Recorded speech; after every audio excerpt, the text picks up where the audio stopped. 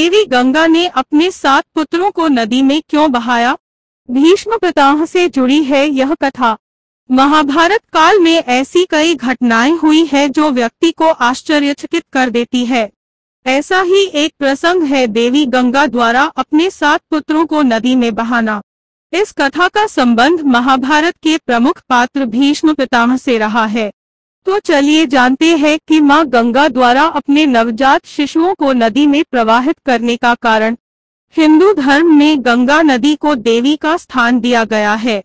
उन्हें माता कहकर संबोधित किया जाता है। महाभारत काल में कई कथाएं प्रचलित है, जिनमें से एक है देवी गंगा और महाराज शांतनु का विवाह और उसके बाद देवी गंगा द्वारा अपने ही पुत्रों को नदी में प्रवाहित करना। इसके पीछे एक विशेष कारण मिलता है। गंगा ने शांतनु के सामने रखी ये शर्त। पौराणिक कथा के अनुसार एक बार हस्तिनापुर का महाराज शांतनु गंगा से बहुत प्रेम करते थे। इसके बाद राजा ने गंगा के आगे विवाह का प्रस्ताव रखा। गंगा विवाह के लिए मान गई, लेकिन साथ ही उन्होंने एक शर्त भी रखी जिसके मुताबिक शांतनु कभी भी उन्हें किसी बात के नहीं रोकेंगे और अगर वह ऐसा करते हैं तो गंगा उन्हें हमेशा के लिए छोड़कर चली जाएंगी। राजा इस बात को मान जाते हैं। क्या था इसका कारण? विवाह के बाद जब गंगा मैया और राजा को पुत्र की प्राप्ति हुई तो उनकी खुशी का ठिकाना न रहा, लेकिन गंगा ने अपने नवजात शिशु को नदी में बहा दिया। गंगा द्वारा दिए गए वचन के कारण शांतनु उन्हें रोक न सके। इसी तरह गंगा जी ने अपने अन्य 7 पुत्रों को भी नदी में बहा दिया।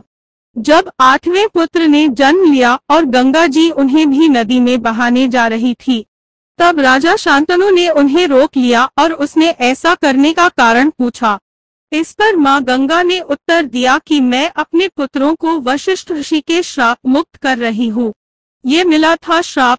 यह कहते हुए गंगा जी आगे बताती है कि उनके 8 पुत्र वसु थे, जिन्हें ऋषि वशिष्ठ द्वारा यह श्राप दिया गया था कि पृथ्वी पर जन्म लेने के बाद इन्हें बहुत से दुख सहने पड़ेंगे। ऐसे में गंगा जी ने उन्हें कष्टों से बचाने और मुक्ति दिलाने के लिए नदी में प्रवाहित कर दिया था। ऐसे में राजा शांतनु ने जिस 8वां पुत्र को बचा लिया गया था वह भीष्म पितामह थे। श्राप के कारण ही उन्हें जीवन भर दुख भोगने पड़े।